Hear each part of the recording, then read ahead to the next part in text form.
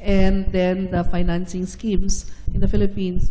In the Philippines, in 1995, a law was passed creating the Philippine Health Insurance Corporation, which is similar to your PPJS, or that agency that will take hold of all social health insurance schemes. So we started that in 1995. Although I'm supposed to talk only on informal sector, I'll be touching a little on the poor because of the very thin line between identifying the poor and the near poor informal sector. So at that time, and until maybe last year, we identified the poor through a means test and a proxy means test. But under our law, the poor's premiums were to be paid by the local government units and the national government.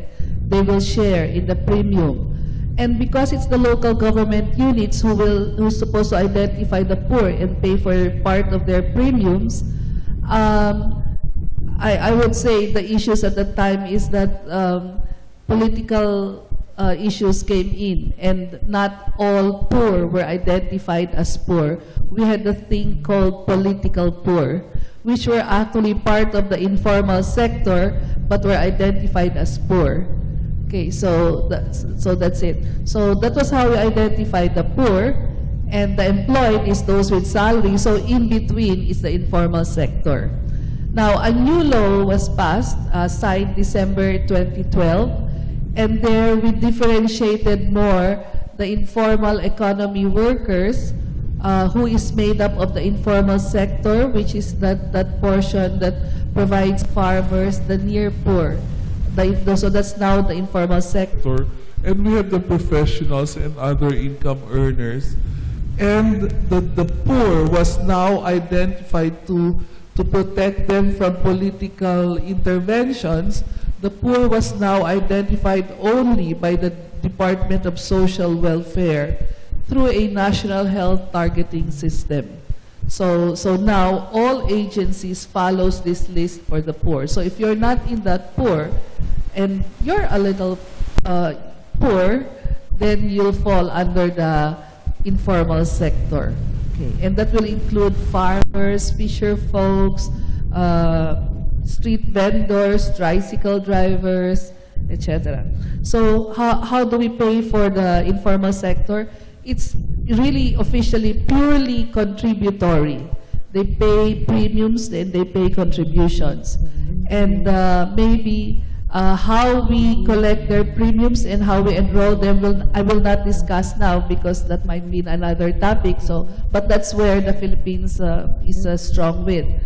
But anyway, they're supposed to be contributory, but as I said, a new law was passed, and national government was, a law was passed, the sin tax, maybe 2 or 3 years ago, and this was supposed to generate income to pay also for premiums of the poor. And the sin tax, but only around maybe 5% of the income from sin tax went to the premiums of the poor. Last year, December 2012, we had what we call the expanded excise tax or the expanded sin tax, which tremendously increased the taxes of our cigarettes and liquor.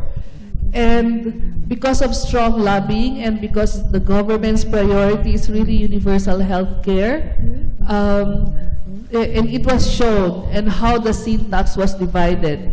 Because now the sin tax was 85% of the expanded sin tax will go now to health.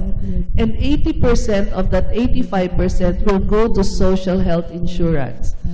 Because of that, the subsidy from government increased. And next year, 2014, they will be giving us, the social health insurance, PhilHealth, 35 billion to implement 35 billion pesos to implement the National Health Insurance Program. 35 billion would be around maybe $800 million. Officially, this is only for the indigent or the poor sector. However, our poor sector would be around 30% of the population. But with 35 billion, we will be supporting or paying fully the premiums of around 40% of the population. Therefore, now this is extending up to the near poor informal sector, or the Q2, quantile 2 that we call in the Philippines. So in a way, we will be, the tax will be subsidizing partly contributions of the near poor informal sector. But the rest is still contributory. So I'll end there. Thank you, Gigi, and congrats.